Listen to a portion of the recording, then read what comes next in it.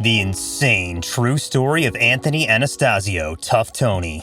The unbelievable true story of Anthony Anastasio, better known as Tough Tony. From having crime ties to running the Brooklyn docks, Anastasio's life was a roller coaster of power, drama, and secrets that will keep you on the edge of your seat. With unexpected twists, a view into the criminal underworld, and a family heritage that is still making ripples today, this is one story you won't want to miss. So, stay tuned for Tough Tony Anastasio's mind-blowing saga. Anastasio was quite the character, an Italian-American mobster and labor big shot linked up with the Gambino crime family. This guy had a real grip on the Brooklyn dockyards for a solid 3 decades. Not just that, he was the boss of Brooklyn Local 1814 and even snagged the role of vice president at the International Longshoremen's Association. But as fate would have it, Anastasio's story came to an end on March 1st, 1963. Anastasio's story began on February 24, 1906, in the picturesque town of Tropea, Calabria, Italy. His parents, Bartolomeo Anastasio and Mariana Polistena,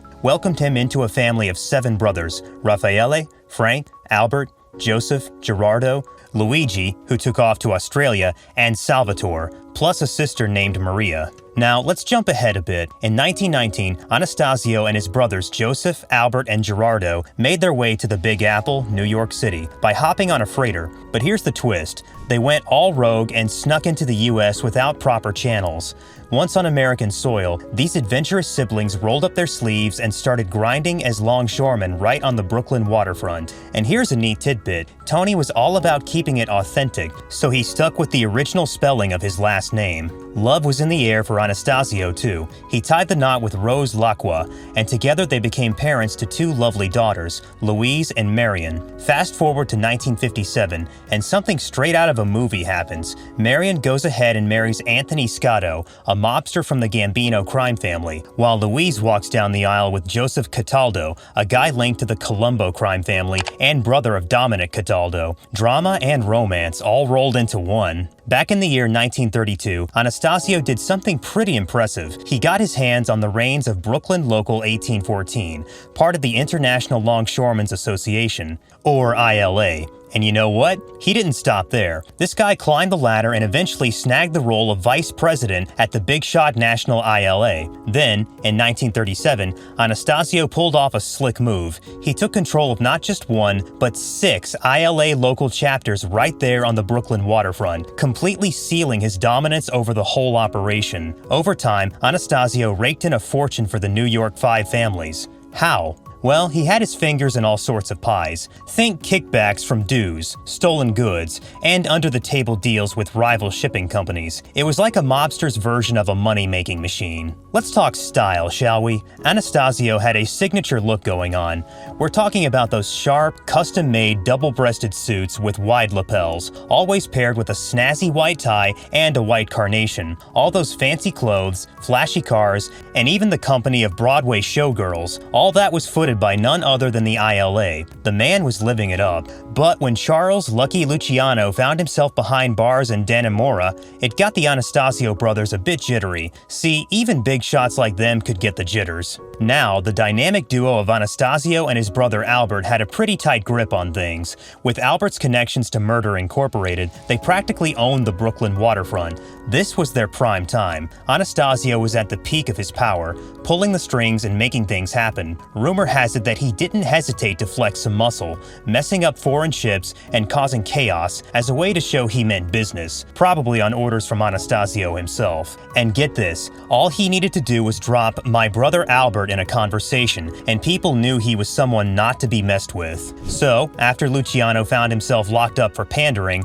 the rumor mill went into overdrive, with whispers about Anastasio's alleged involvement in a pretty daring plot, the fiery sabotage of the fancy French liner, the SS Normandy. We're talking early 1942, just a little while after the US jumped into World War II. The Anastasio brothers cooked up something slick during this time. You see, the US Navy was all worried about possible sabotage shenanigans around the Brooklyn and Manhattan docks, where warships were chilling. The brothers, always the smooth talkers, made a deal with the Navy. They promised to keep the docks safe from any funny business, and in return, they asked for one thing: release Luciano from his prison gig. The Navy bit the bait. But how did they get the Navy all riled up in the first place?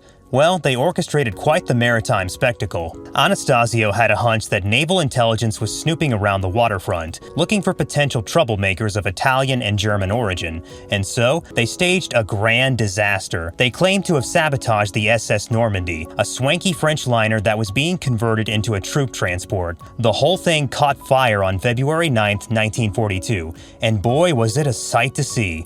Flames for hours, the ship taking on water, and then it dramatically capsized, right there on the pier. The Navy, not thrilled by this chaos, came knocking on the mob's door. In a twist that seems straight out of a movie, the Navy struck a deal with the mobsters. They promised not to mess with the shipping in New York Harbor, and in return, Luciano got an upgrade from maximum security Dannemora to the cozier confines of Great Meadow Prison, all in the name of patriotic support, mind you. Despite all the mobsters' claims, a federal investigation later concluded that sabotage had nothing to do with the sinking of the Normandy. Sometimes the truth takes a detour from the stories we weave. Now, here's where things take a bit of a twist. After Albert Anastasio met his unfortunate end on October 25, 1957, Anthony Anastasio's influence started to dwindle.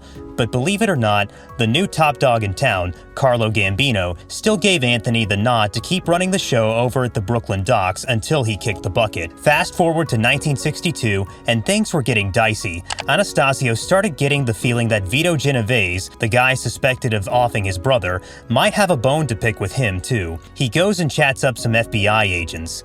In these conversations, he opens up about Gambino, Peter DeFeo, and Thomas Eboli, and even takes a moment to reflect on his own brother's dark side.